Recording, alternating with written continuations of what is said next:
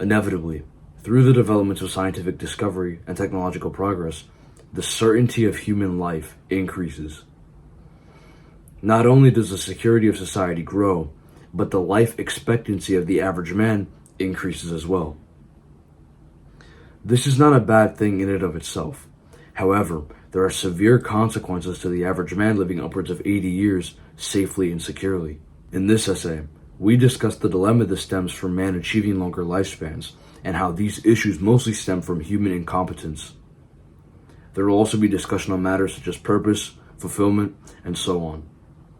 As always, please give me your criticisms, provide your input, and don't hold back. There are two things that are inevitable within not only human nature, but within conscious sapient nature: societies and technological development.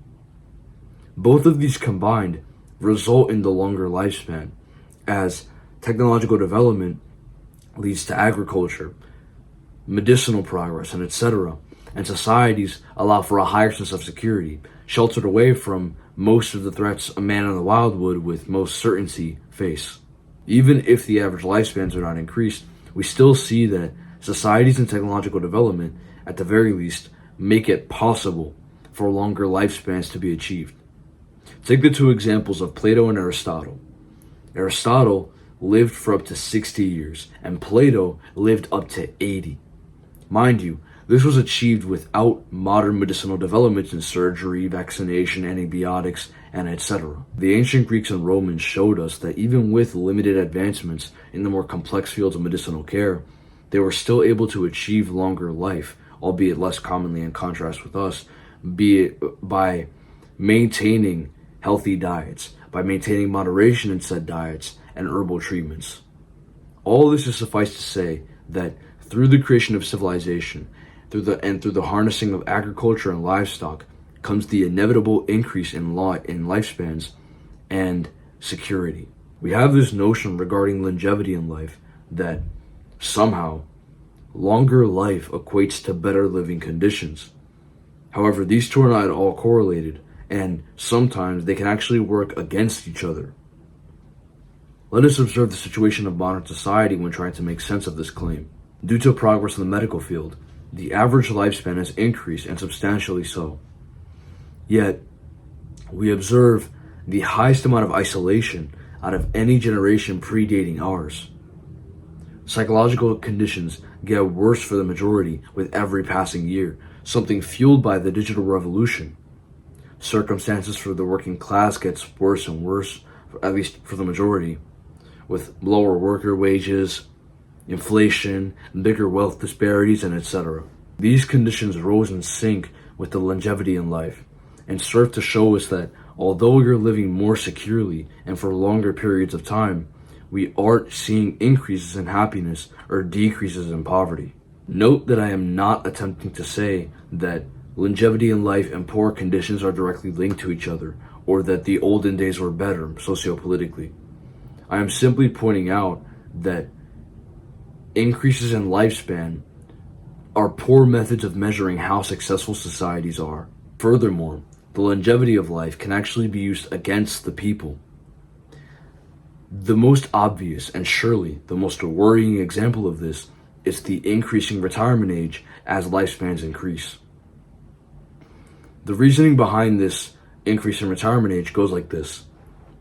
People are getting older and are thus spending more time in retirement and less time working than we, the upper class, would like. Therefore, you should spend more years working. As time continues, the working class has more and more work years put on their backs only because they're living longer.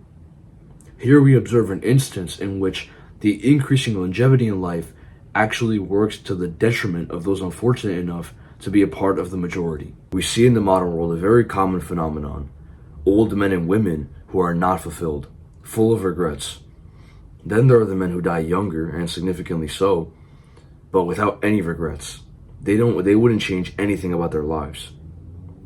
What I try to show the viewer with this point is that longer life and fulfilling life are not directly correlated, even if it is possible to live a long and purposeful life. Therefore, the highest goal of each existing human should not be on living long, It should be on creating the highest impact possible for the human race. Of course, dying young isn't preferable, but it is better to die younger and with purpose than to die old but unfulfilled. The highest goal of all living sapient individuals is to find and pursue their purpose. If we become deprived of this goal, we then see a decline in psychological health as the individual suffers from defeatism, low self-esteem, depression, and etc. Decline in psychological health has a significantly greater effect on destroying an individual than physical health does. Of course, it is possible to become depressed after suffering physical injury, but I attribute this to a lack of ego control. One who allows his physiological suffering to destroy him internally is one who is not in control of his own mind, and is more easily tied down to his external circumstances than someone who actively practices stoic control. In essence, psychological suffering is not necessarily caused by physical injury, but rather it is caused by a lack of mental control. This is not in any way attempting to say that somehow those who suffer accidents where they lose a limb, let's say, are weak or stupid or anything else for feeling depressed after said accident. I am simply stating that psychological suffering and physical suffering are not directly correlated, and that it is more up to the philosophical wealth of the individual to determine whether or not he or she becomes depressed after physical injury or any other event that worsens the circumstantial condition of oneself. Allow me to clarify why I am including industrialization amidst the seemingly entirely disconnected topic of longevity. We previously mentioned that through societal progression comes the increased longevity of human life, and how modern medicine is not necessary in achieving this. However, this is not to say that modern medicine has had no effect. On the contrary, modern medicine has had a significantly superior effect on the longevity of humans than anything else.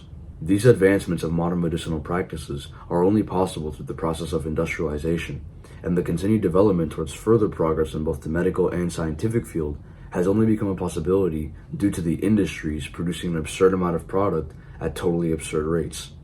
Mass production of drugs such as painkillers has only become a possibility thanks to the factories who have the power to do such things. Aside from the medicinal side of things, we also have the topic of not necessarily shelter, but security. Security in societies has increased exponentially ever since we harnessed the power of industry and began refining and using tougher materials for general infrastructure. We also must consider how the digitization of the globe has also increased security for the average individual. Emergency services at fingertips, a location that can be tracked and shared, and etc. Said digitization can only be achieved through industrial developments. With this abundance of examples, the conclusion I attempt to draw should be strikingly clear. Without industrialization, the current state of longevity in life could not be achieved. Therefore, when we speak on longevity in life, more specifically longevity as observed in the modern age, we must bring industrialization into the conversation, at least to some degree. The primary issue industrialization has caused is preservation. This seems like an incredibly idiotic argument to make, as the goal of all life, regardless of intelligence, is to preserve its own existence. It's important to note here that the problem is not wanting to live in and of itself. The problem arrives when we make death itself an uncertainty and when we start outliving the death rate. Eventually, we will be forced into an ethical dilemma of either A, denying medical care to control population. Eventually, we will be forced into an ethical dilemma of either A, reducing security to increase death rates, B, denying medical care to increase death rates, or C, outright killing people to control population. In essence, if it isn't nature that's killing us, the society itself will need to begin killing people in its place, be it directly or indirectly. In our present situation, we do not need to worry about this, as birth rates are declining due to synthetic materials in our food and clothing causing infertility. However, once these issues are solved, we will inevitably run into the ethical dilemma of overpopulation at some point. Therefore, it is important that at all times we keep a balance between birth rates and death rates in order to ensure a stable population. Secondly, we must put our lives at risk more often. Obviously, we shouldn't go looking to die. We shouldn't be going out there attempting to get ourselves killed, but we shouldn't be so protected from the outside world. Take a hunter, for example. When the hunter leaves to hunt game or deer or whatever else, he is putting his life on the line. There is no guarantee that he will return home if a bear happens to spot him. Although we shouldn't be looking to die, this risk is needed in life not only for maintaining death rates, but for personal fulfillment and joy. In times where we put things or ourselves on the line for a goal or purpose, assuming that it is our personal purpose being referred to, we are actually happier and more content than when we don't do this. This is because we need risk in our lives in order to create fulfilling experiences. Without something to lose, we have nothing to gain. Phrases such as complacency kills or get out of the comfort zone are direct references to this need for risk. People who choose to stay in their comfort zone suffer from psychological and physiological deterioration due to an absence of risk and goals. These people often become skinny fat, obese, underweight, diabetic, and so forth. These conditions then lead to sadness, defeatism, or at the very least higher sensitivity to failure, and or lower self-esteem, all of which compound to form the more severe psychological states, such as depression. One could argue that we still have risk, just in different forms. For example, we still have the risk of things such as losing money or losing a job. Wouldn't that mean that there is still risk? Well, yes, this does mean that risk itself is still existent. However, there are specific types of risk that actually provide fulfillment and a sense of purpose. These purposeful risks are those that are encountered as a result of pursuing our personal missions. In the modern society, this is not the situation the majority experience. In the modern age, the majority are working for wages and for unjust amounts of time with dwindling return. Of course, we are always at risk as the worker of being fired, having our wage lowered, and etc. But these risks are rarely, if ever, worth it. We are never experiencing these things content to embrace them due to them being a necessity in our path for greatness, unless the individual is so incessant on deluding himself that he will magically receive a raise if he works hard enough. As a matter of fact, the opposite is what we observe in reality. The majority of people only work their current jobs because society would clamp down on them if they ever thought of leaving. Thus, the individual stays not out of a conscious choice to continue pursuing his purpose, but rather out of a necessity to live. Risk that is imposed on oneself by an unwanted force is risk that has the exact opposite effect of what purposeful risk does. It makes us devoid of fulfillment.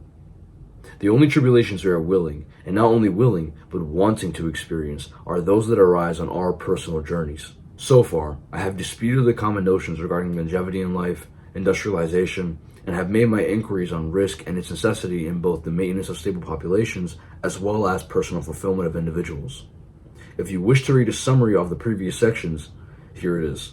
The longevity of life, although inevitable, works to the detriment of humanity when in tandem with the powers of industrial society. Society has unfortunately ingrained this misconception that longevity in life is necessary, and thus people are living longer but are living unfulfilled. Ultimately, the goal in life should be fulfillment and purpose rather than longevity, as the individual is only truly content with his existence if he has something to work towards that he truly believes in. I conclude by telling you all the true goal behind all these writings, behind all these inquiries and speculations and beliefs. I fear, not out of desperation, but out of observation, that humanity is pacing steadily towards irreversible corruption and degeneracy, and is over time gradually increasing this pace. We continue to witness a minority experience true freedom, while the majority are tied down to their circumstances due to things outside of their direct control. No, it isn't true that people are entirely unable to change their circumstances, but it would be extremely unwise to claim that people are able to control every aspect of their lives, and that failure to change the situation is entirely their fault. This would be true if the majority of individuals had all the necessary resources to pursue said change, freedom primarily, in which case there would be no excuse to not improve one's own condition, other than a minority of genuinely valid reasons. However, this is not reality. In reality, the majority of people do not have access to such resources, and will likely never see resources for the rest of their lives. Even with the pessimistic tone of this rhetoric, I believe that accepting such a reality should make us hopeful, and even somewhat excited. We have accepted the reality that so many choose to ignore, and thus we are now in a position to actually begin making change. No, not asking, not begging, not hoping for the savior of the day to appear and wash away all of our problems, but real change. Change made by a collective force that threatens to destroy the status quo. Something real. My final send-off aims to be one of hope.